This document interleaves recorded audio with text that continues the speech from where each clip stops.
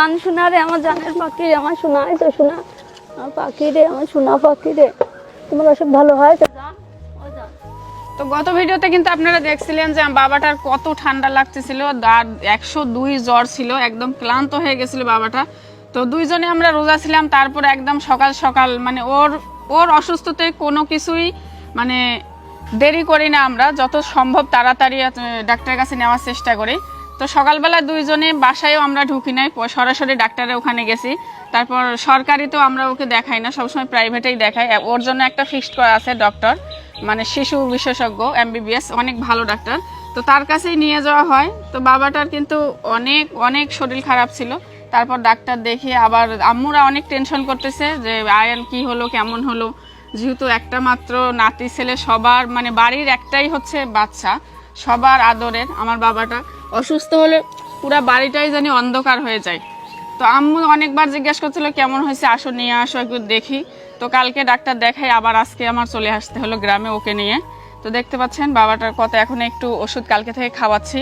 আর ওর antibiotic ছাড়া কিন্তু কোনো কাজ করে না, আর ওষুধও দিয়েছে অ্যান্টিবায়োটিক। তো ওকে ডাক্তারের কাছে নিয়ে যাওয়ার পর ডাক্তার অনেকগুলো পরীক্ষা করলো, বুকে ওই যে কলটল দিয়ে ধরলো, তারপর হচ্ছে মুখে লাইট দিয়ে অনেক সময় ধরে দেখলো। তারপর হচ্ছে জানালো যে হচ্ছে টনসিল হয়েছে। আসল কথা, ওর কিন্তু গলা ব্যথা করতেছিল, ও বলতেছিল খাবারের সময় যে আম্মু গলা ব্যথা করতেছে, কিন্তু আমরা হয়তো অত গুরুত্ব দেয়নি, মানে বুঝি নাই আসলে কি কারণে গলা ব্যথা হচ্ছে। ভাবছিলাম যে জ্বর হয়েছে, হয়তো তিতা তিতা লাগছে, এরকম বুঝতে পারে নাই। তো ডাক্তার যখন বললো যে টনসিল হয়েছে, টনসিলটা বেড়ে গেছে ঠান্ডার কারণে, তখন আর কি ফিল করলাম যে বাবাটা এই জন্য খেতে পারতেছিল না, মানে একটা ভাতের দানাও সে গেলে নেই, এত পরিমাণ গলাটা ব্যথা ছিল। আর টনসিল কিন্তু আমাদের ফ্যামিলিতে কারো নেই, আর বাবাটার হঠাৎ করে হয়ে গেল, মানে খুবই খারাপ লাগতেছে এরকম একটা সিচুয়েশন। আর এই দেখেন কতগুলা ওষুধ দিছে, এখানে অ্যান্টিবায়োটিকই বেশি আছে, মানে এইটুক বাচ্চার এত ওষুধ। আর ওষুধ খেতে কিন্তু আয়ান একটু মানে বিরক্ত করে, মানে খায় না তারপর আবার খায়। তারপরে এতটুক বাচ্চার এতগুলা ওষুধ খাওয়ানো কিন্তু একটা টাফ ব্যাপার।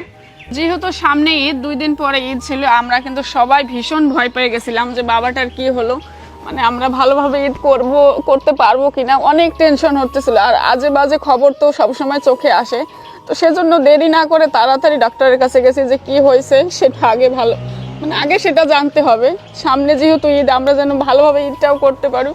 তো আল্লাহর রহমতে আমার বাবাটা ওষুধ খায় একটু না একটু ভালো লাগতেছে। আর আসল কথা কি, আমাদের ফ্যামিলিতে আমাদের কেউ টনসিল নেই, আমার সন্তানেরও নেই, কেরুরই নেই।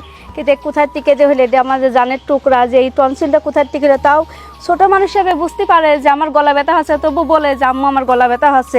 এত স্মরণ শক্তি, এত বুদ্ধিও, বলে যে আমার গলা ব্যথা, যে কোনো অসুখ হলেও বলে যে আমার একটা সমস্যা হচ্ছে। তারপর আমরা বুঝতে পারি না, তারপর আবার পরে বুঝতে পারি। আর শোনার কোথার থেকে যে এগুলো যে আসে কিছু বুঝতে পারি না আমার মনে। তা আল্লাহর কাছে হাজার শুকর, আমার শোনা যে ভালো হয় ঈদের আগে, বা মা বাপের যে হাসি মুখটা দেখতে পাচ্ছে, এটা বলো, সবার যে একটা আনন্দ হচ্ছে, এটা সবচেয়ে বড়। সন্মুখে একটা ঈদেতে ছেলে পেলে সন্তানের সবার মার্কেট হয়েছে, ছেলে পেলে যদি ঈদ মার্কেটে যে কাপড় চোপড় যদি না পড়তে, মা বাপের তো সেই আনন্দটা মা বাপের তো হয় না। আর ছেলে পেলে সুস্থ থাকলে মা বাপের একটা আনন্দ হয়, অনেক বুকে জোর আসে সন্তান যদি ভালো থাকে।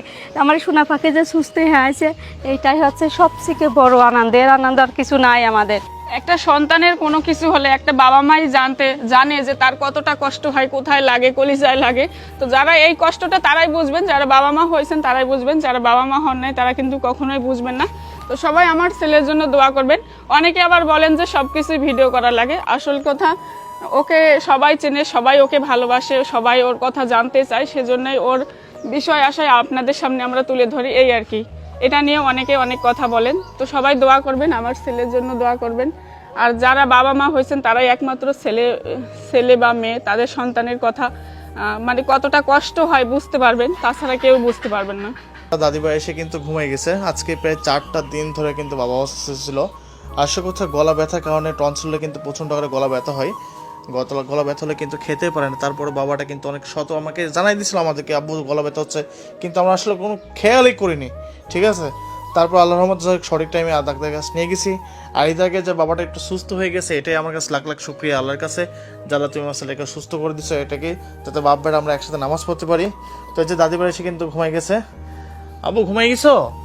আব্বু ঘুমাই গেছো? আর এই যে ফুইটার খাই কিন্তু 4 বছর বয়সে কিন্তু আমার আয়ন বাবাটা কিন্তু ফিডার খায়, ঠিক আছে। আসলে কিন্তু ফিডার কিন্তু ওর অভ্যাস হয়ে গেছে, কেউ কিন্তু বিশ্বাস করবেন না, কিন্তু 4 বছর বয়স, কিন্তু ওর কিন্তু টোটালি 4 বছর বয়স কিন্তু এখন হয়নি, এখন একটা মাস কিন্তু বাকি আছে। 6 বছর যারা 5 বছর আছে তাদের থেকে কিন্তু আমার আয়ন বাবা কিন্তু অনেক অনেক লম্বা। তো আয়ন বাবার জন্য সবাই দোয়া করবেন, আল্লাহর কাছে এই তৌফিক দান করবেন সবাই, তারপর আয়ন বাবার জন্য মানুষের মতো মানুষ হতে পারে।